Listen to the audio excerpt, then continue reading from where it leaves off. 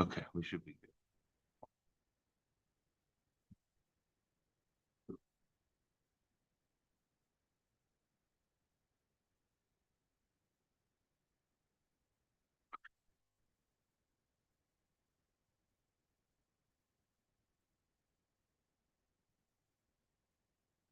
Okay. Good morning, everybody. So we're on 44b1. So the Gemara must have Ama'ula. Maybe we should maybe we can turn up the whole thing.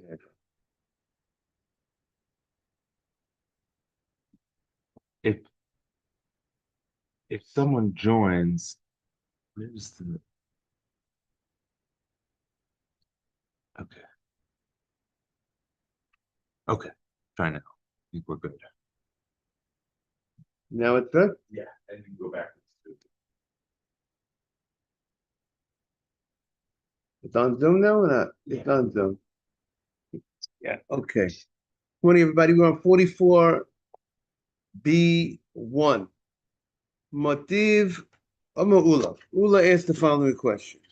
Now, what we say until now is we said that Rav holds, it comes out that if a bed served as a basis, that it was holding muksa, right? It was holding muksa, and then when Shabbat began, then we say that it remains muksa for the whole Shabbat.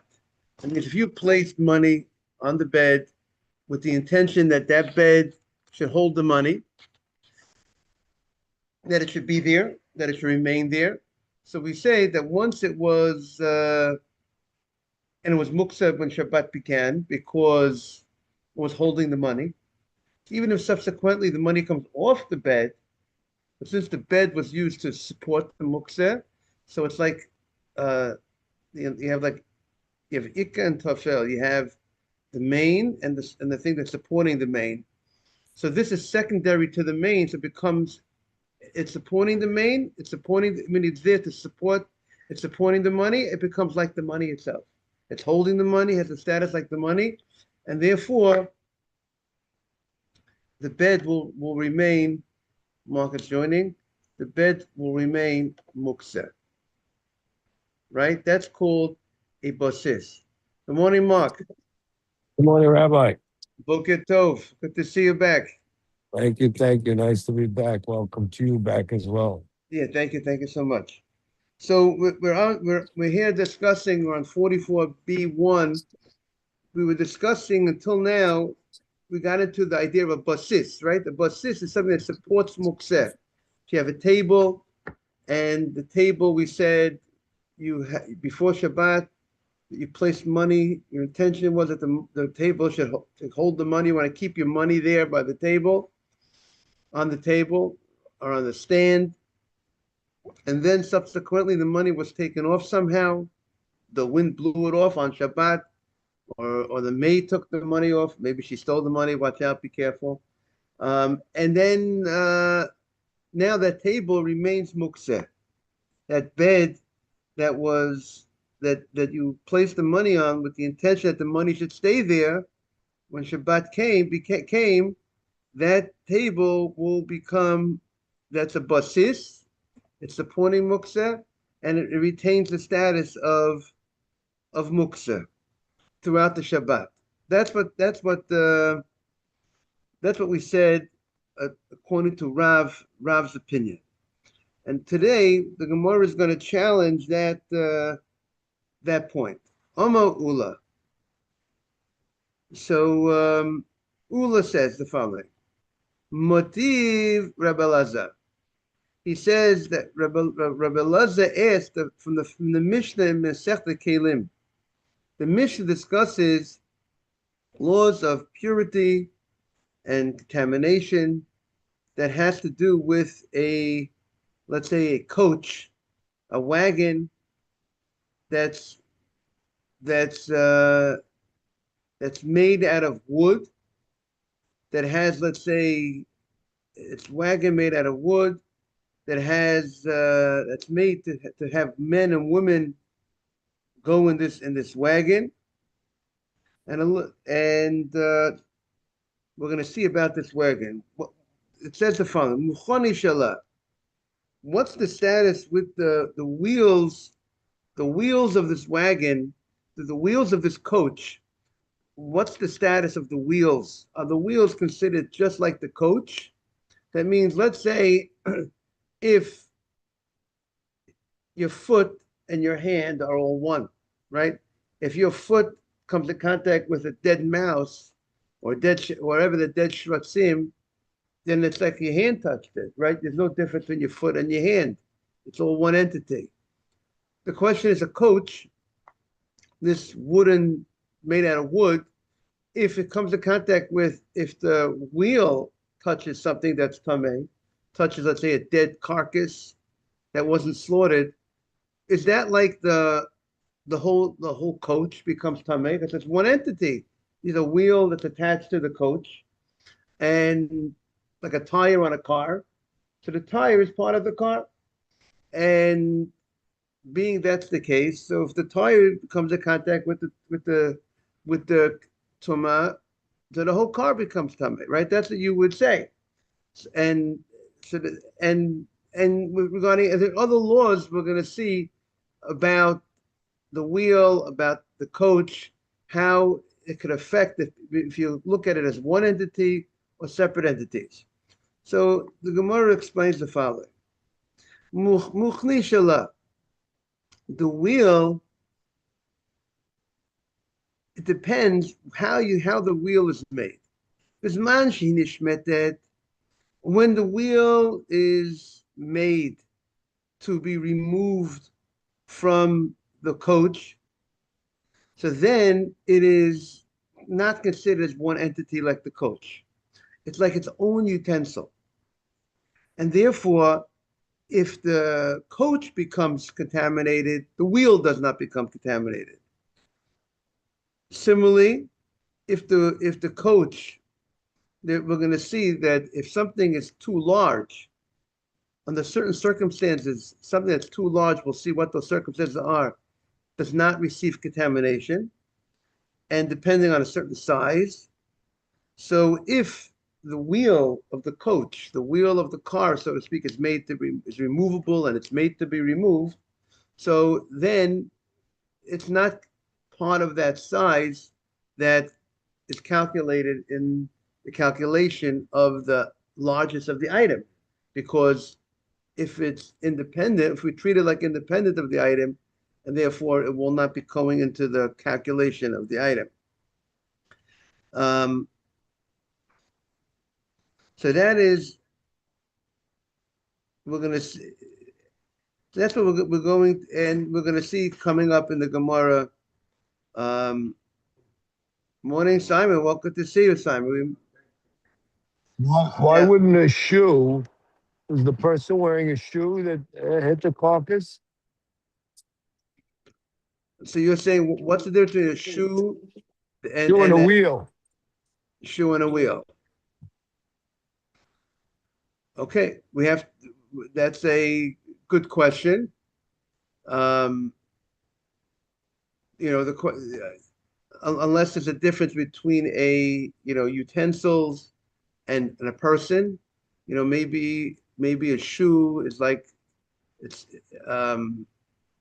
good question, Mark. It's a good question that needs to be looked at. If I touch a carcass with a spatula or a stick, a metal stick, do I become tameh?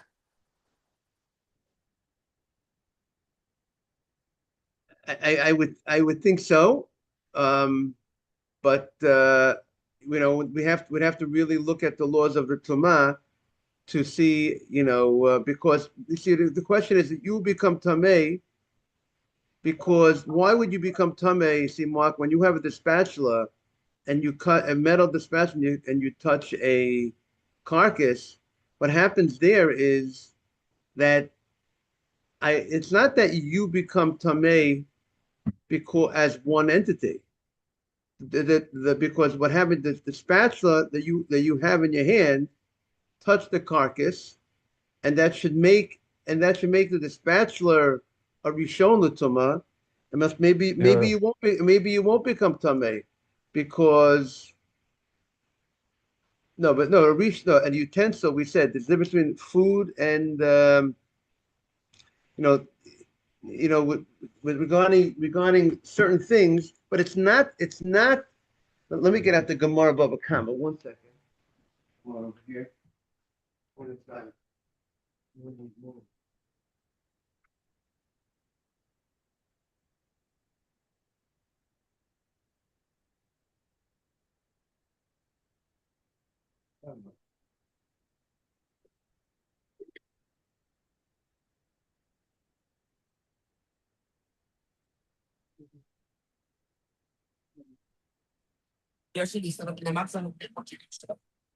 Um, Mark, it doesn't happen as one unit. When you have an item in your hand, and that item in your hand is not you.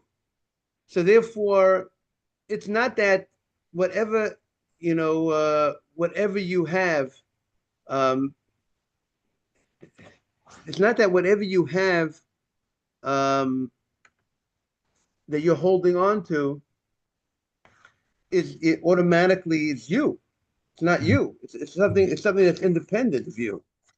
We have there is a drasha. See, what does it say in the Gemara? It says an avatuma, could mitame adam and kelim, right? If you have a carcass, a carcass could go ahead and make a person tameh. A carcass can make a utensil tameh, but a if something that came in contact with a carcass, with a dead carcass, which is a tolda, right? If, let's say, a dead carcass touched something, that item that's a rishon, that's the first level contamination, could only make a food and drink contaminated, but cannot contaminate a person. So therefore, if in your case a dead carcass touched a dead carcass touched a utensil, so the utensil is a rishon, is the first level contamination. To make a person tameh, you have to be the original source. Right. You have to be the original source, and therefore we will say that that utensil, that the It's the man, not the person. and not the person. So therefore, So how is the shoe not Rishon? right. So now the question is regarding a shoe, right? Mark's question is, when a person is wearing a shoe, when you touch, if the carcass touches the shoe, when the person is wearing the shoe, do we look at it, morning Ezra, that it's like it touched the person itself, and the person will be contaminated, or do you look at it that it's like an independent of the person, right? That's his question. So that would have to be looked up more about that. But here, so we've definitely what's come out is, if you have something. So, but our Gemara is talking about not a person wearing shoes. Our Gemara is talking about a coach with a wheel. And the Gemara is saying, is the wheel of the coach, right? You have a coach, you have a wagon. Is the wheel, when you touch the wheel, do we look at it like you're touching the whole coach? And therefore the whole coach will be contaminated? Or when you touch the wheel, we look at it as a separate entity? And the Gemara says it depends how the wheel is made. Is the wheel made for removal, or the wheel is not made to be removed? So now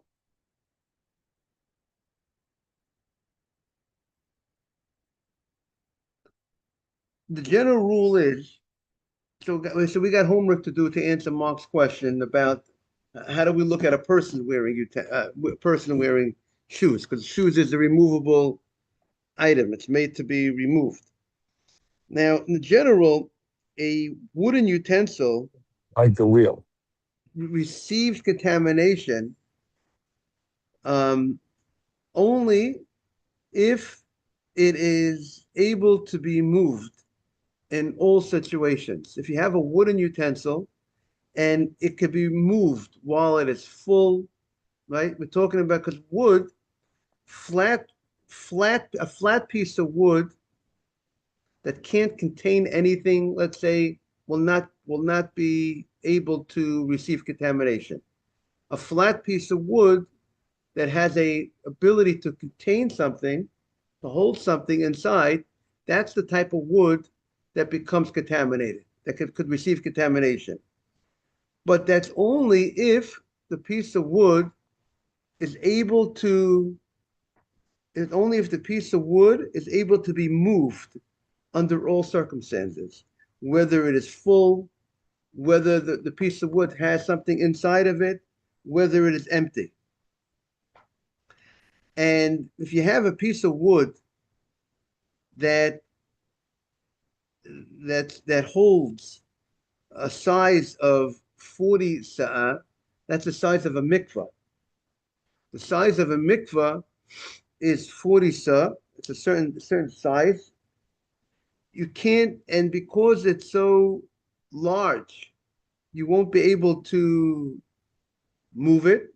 I presume maybe it would fall apart, the utensil will break, or maybe it doesn't move. It's too large for a person to move.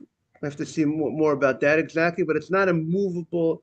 It's not an item in a movable state because of its largeness. So that item does not receive contamination.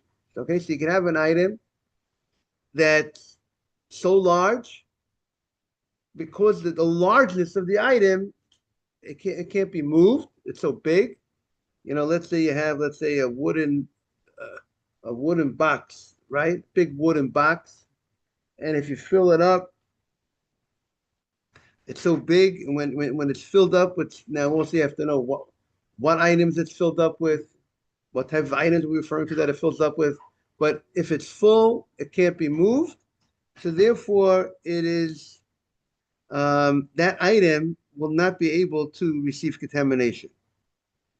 Now, regarding this law, the walls of the utensil are also part of the calculation. That if the utensil together with its walls are able to contain an empty space, if the inside of, so to speak, let's say the inside of this wooden box has a opening, an empty space that you could fill it up with 40 sa, that you could fill it up with a certain amount of stuff, that utensil does not receive contamination. Okay, so we said if you have such a utensil that's so large, because of when you count the walls of the utensil, it's able to contain this. You could put 40 sa, such a large amount of inside is available that there's a hollow space. So that item does not receive contamination because of its largeness. Okay, that's a new halacha that we learned, that an item that can't be moved when it's full, that item will not be able to receive contamination. A wooden item, a wooden flat item that can't hold anything does not receive contamination. What do you say? No, a table you're able to put things on. That should not be able to receive contamination. A piece of wood on, I'm saying, you're saying a piece of wood on the floor, could you hold something on it? I don't know if you put a piece of wood on the floor, I don't know if that's called, I don't know if that's called able to hold something. What You- piece of wood would you be referring to? A piece of plywood or big piece of wood? Right, so, Would so, be other pieces of wood. right, so, right. So if you take a flat piece of wood and you put it on the floor, if you want to put, The body on it, the body's on that piece of wood, the wood's not there. the wood's not tamei. It sounds like the wood's not tamei because it's flat. It's not able to hold something. Now this table, I mean, I presume because of you're saying what's the difference in the table and the piece of wood, right? Then because you have legs here, does that make it? I would. Does that make I it? thought the way you read it, it was like it had a cavity. or it Right. had- It sounds like it has the cavity. Would that make would a table? Yeah, I would think a table is makabel tuma. So now the question is, what's the difference? Where's the cavity to hold the? That's your question by the table. But a flat piece of wood receives contamination. Not- Sorry, does not receive contamination. Now, the question here is, now, if the wheel is made to be removed, it's not part of the calculation of, we said if the made to be removed, we don't put it into the calculation of the walls of an item that's holding something that has a space of 40 sub. So if you have a to contain 40 sub of item inside, let's say walls make a difference. You have certain, but if you don't look at the wheel as part of the wall, because the wheel is made to be removed, so therefore the wheel is not part of that calculation. If the wheel is not made to be removed, so then it's part of the calculation that's the wall that's going to be used in the calculation of containing the inside of what's contained inside. So that's the Gemara's the volume item that's contained. Add the wheel to the volume. If add the wheel, if it's not made to remove, right? And if it's not made, if it is made to be removed, exactly.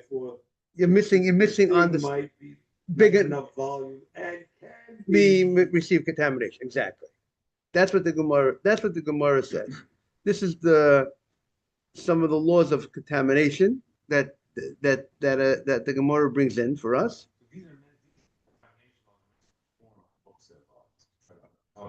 Right. We have to. So far we didn't see what's the connection yet. Right. Right. Exactly. We have to see what's the connection to mukseh. Right. We didn't see the connection yet, but we're gonna have to. We're gonna get to it. It's going to. We'll see. We'll see in a moment. So that's what the Gemara says. Mark, you have it on 44b1. That's the motiv ula. Right. Ula asked the question. Ula. Motiv Rabalaza. See on the right side. So now we're talking about. We have Muchani Shalah, the wheels of the coach. As we got it. The wheels of the coach is mashi nishmeted, when the wheels are made that made to be removed from the coach. Then ein chibula. If it's made to be removed, then it's not considered one like the coach itself, and therefore, if the wheel comes in contact with now, and I will explain. Therefore, it will not receive contamination with the coach itself. But the wheel is the thing that touched. The tuma, or the coach touched the carcass. So depending if the wheel is made to be removed, so when the coach touches the carcass, it's not like the wheel touched the carcass. And if the wheel touched it. The wheel touched the coach, right? And the way we explain, which remember, a utensil we had from the Gemara in Bava Kama, that a person or a utensil. For a utensil to receive contamination, utensil has to receive contamination from the av, from the source. It will not receive contamination from a first degree, from a secondary, right? And therefore, even from a rishon. Therefore, even if the carcass touches the coach is a utensil, the wheel is a utensil, so the coach will become contaminated, but it will not contaminate another utensil, it will not contaminate a person. It could contaminate food or liquid, right? The secondary, which is the rishon, there's the av, the dad it's called the father, is the av. The rishon is the first, like the first child. So the first child could only contaminate food. It can make a food, contaminate a liquid, but it can't contaminate a person or a utensil. So therefore, even though they're touching each other, the wheel is touching the wagon, but if they're not considered one entity, it will not be the wheel. One more level. If the food is in the coach, in the container, The food is in the coach in the container. the container doesn't get from the rishon, but the food inside. So right. So if the food is in right, so the food will become contaminated, right? Because it's in the coach, and the coach is a people sit in. It has a cavity. The people therefore the coach became a rishon and it can make the food. Make the food. But if the food is in the wheel, what's the case? The food is in the container in the coach. In the container in the coach. The it's container can't be contaminated.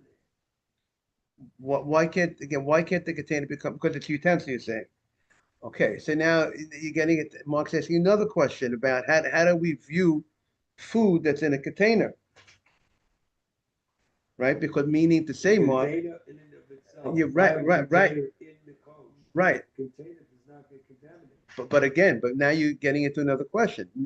But the fact that the container is holding food, how do we perceive do we look at the food being as if the food is being touched or not? It's another Tumah question. We gotta look at the laws of Tumah. How do we view how do we view a I would imagine if it was in a can like this and it was open, it's different than if it was in a closed sealed container. I imagine those two things would be different. okay, we have to look at all the laws of Tumah to answer all these great questions. You know, how would it work? What would be the law? But I'm embarrassed to say I haven't really reviewed all the laws of Tumah Ta'ara recently, so I can't answer all these questions without reviewing them. But regarding what our Gemara is saying, I think we have clarity pretty good of what's happening here regarding the wheel and the coach, and why if they're independent of each other, why while they will not become contaminated. So that's what the Gemara says. Bisman she'in nishmetet ein chibula, they're not considered united, and therefore they won't receive contamination together. Ein nimdedet ima, they're not measured together, because if they're independent, it's not part of the calculation. Ve'ein matzelet ima be'ol hamet, and it won't save with it be'ol hamet. Now, what does that mean? So let's give some background over here. If there's a dead body, right, in the street, and a person goes ahead and he walks, but jumps over the dead body. You jumped over the dead body, but you were ohel. If a person jumps over the dead body, you were a tent. You were over the dead body, you become contaminated like the dead body. Just like if you go into a room where there's a dead body, so anybody who's in that room becomes contaminated because the dead body is under the cover, it's under the roof, it's under that ceiling. And if you're in that room, you become, right, that's a special law, you become contaminated as well. Or if you throw a utensil, you throw a knife on top of the dead body, or you pass the utensil on top of the dead body, so that utensil will receive contamination because it was a tent it was over the dead, tent over the dead body. But if you have something that is, if you have a space between the dead body, you have, let's say you put some sort of, you make a little tent over the dead body, right? And the tent is, and there's a space of a tefach. There's a space, let's say about 3.5 inches or so of space. Let's say if the dead body is right here, and then you have like a space. Everyone want to look over here, the space, you put something over it, and you put something that does not receive contamination.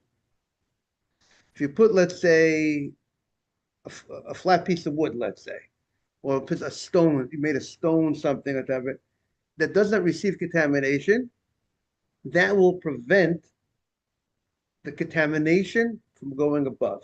So anything that's above that tent, so on the one hand, the tent serves to make everything underneath it contaminated, but it also stops it from going higher, right? So that is the law of, you got that, Ezra? If you put something above it, if someone puts something over a dead body, and that prevents it from going, from the contamination to going above it. Now,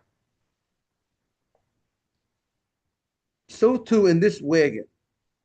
If this wagon is very large, and because of the largest of this coach, Simon, it will not receive contamination.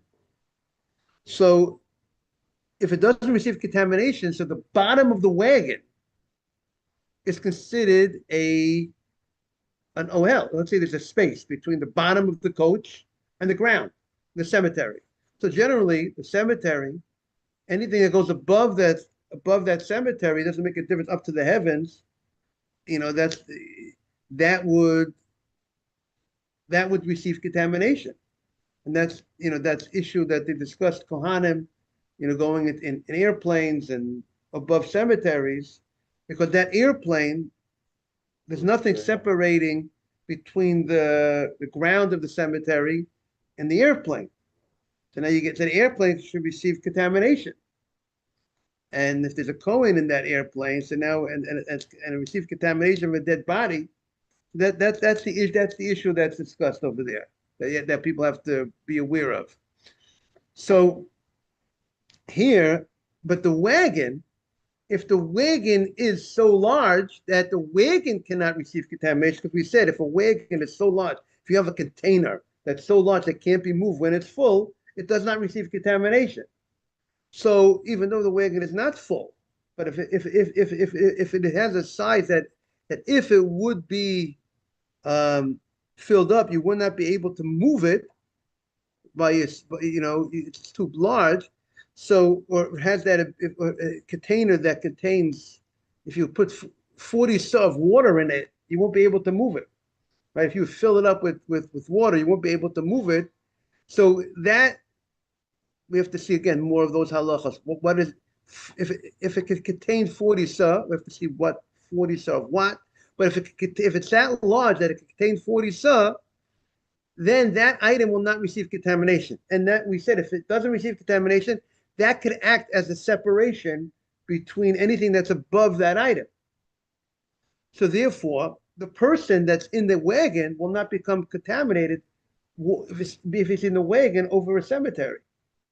If the wagon is made out of wood, right?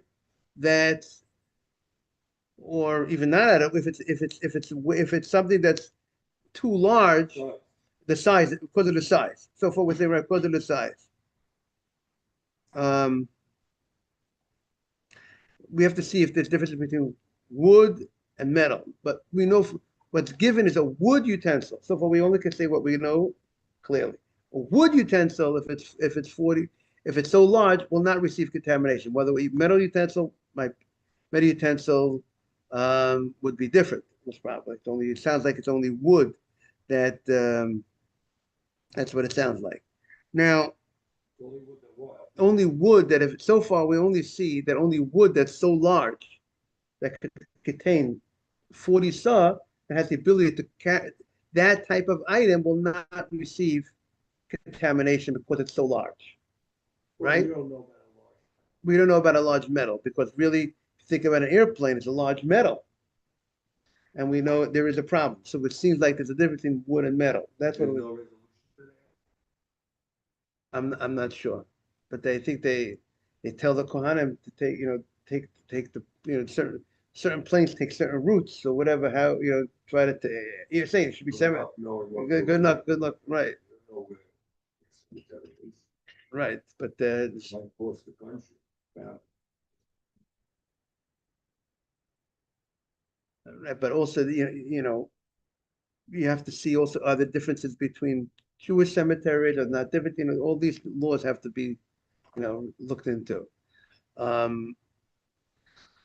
So now so if it was so large that the coach will not receive contamination, so now the ground of the coach could act as a separation. So anything that's above, that's on top of the ground, and the coach will not receive contamination, right? Now, what about something that's above the wheel? Something goes above the wheel. Something's above the wheel. So if you place a utensil, something above the wheel, or let's say what'd you say? Or let's say the wheel has a space. Within the wheel, you could put something inside. You put something, let's see what it says over here.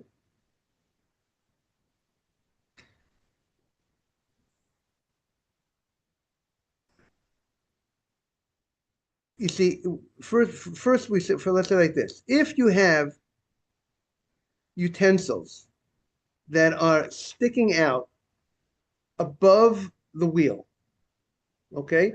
Out of the coach, above the wheel. So if we say, if the wheel is not part of the coach, then the thing above it will become contaminated.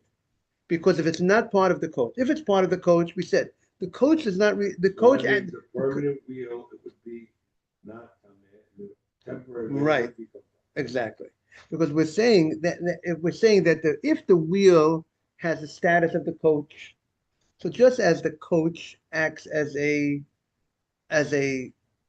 separation, stops the contamination from the cemetery from affecting what's above the coach. So therefore, if the wheel is part of the coach, if we treat it like the coach itself, so the wheel will also stop anything that's above it from contamination. But if the wheel is called a separate entity, so therefore, good morning. If it's a separate entity, so therefore it doesn't have the status of an item that does not receive contamination, right? Because only the large coach doesn't receive contamination, but the wheel, if it's a separate item, will receive contamination, and since it would receive contamination, it will not stop the item that's above it from becoming contaminated. And therefore, that's what the Gemara says, the ain matzilat imo be'olamet. It will not save. This wheel, if it's considered a separate entity, will not save in the tent of as a tent above a dead body. The ain gorin ota b'Shabbat b'zman sheyesh aleh. Now here, Simon, now we're getting to the whole point of this Mishnah was for this next line, for our purposes. You can't drag the wagon on Shabbat when there is money on the wheel. What does that mean? So we're saying over here, when it is movable, when it's a movable wheel, we're saying it's not part. We said it's not part of the wagon, and if there's money on that wheel that's attached to the wagon, since this wheel is made to be removed, so the wheel is considered supporting the money, right? You put the money on the wheel before Shabbat. Now, somehow there's something there's some part of the wheel that's able to hold the money. And the wheel is considered a basis. It's holding money. And since it's holding money, so it's a problem of mukseh. When the wheel moves, the money is also moving. Or forget it, independent of the money moving. When the wheel is moving, the wheel, because it's supporting money, you're not allowed to move the wheel. Because the wheel has just like a table that supports money. The table, you can't move the table. Even if the money now, but it says here in the, Permanent or temporary, it should have the same answer. oh, but if the wheel is considered part of the wagon, so the wheel is not really supporting. We don't look at the wheel supporting the money; it's supporting the wagon. We'll look at the wheel we're not gonna look at that as it's real. It's negligible. Now, but one right. If since the wheel is separate, since the wheel is separate from it gets removed. So therefore, it's like independent of the wagon, and therefore the wheel is like supporting the money, and therefore when the wheel is, and therefore the wheel has the status of a basis. It's supporting money, but it only says it's a problem when the money's on it. It's much only if the money's on the wheel. But if the money's off the wheel, even if the money was on the wheel from before Shabbat, it sounds like that it will be fine to move the wheel. And that's the Gemara's question. You said before that once the money was on the table before Shabbat, it remains mukseh, the table for the whole Shabbat. And here we see not that way. The wheel is only a problem of moving it. When you want to drag the wagon with the wheel, is only a problem when the money is on it. But if the money came off, we say it's not a problem. And How come they're not addressing the temporary wheel versus permanent? what do you mean temporary versus permanent? The one that could be moved. No. So the Gemara's understanding that there's a difference between temporary and permanent, and specifically, if it's temporary, it's not considered part of the wagon, and therefore it's supporting the money. And because it's supporting the money, it's a basis. If it's part of the wagon. But if it's part of the wagon, then we don't look at it as a basis for the money, because the wagon is so much more significant, right? And therefore you would be able to drag it, right? We'll see more hopefully tomorrow. Very technical and detailed.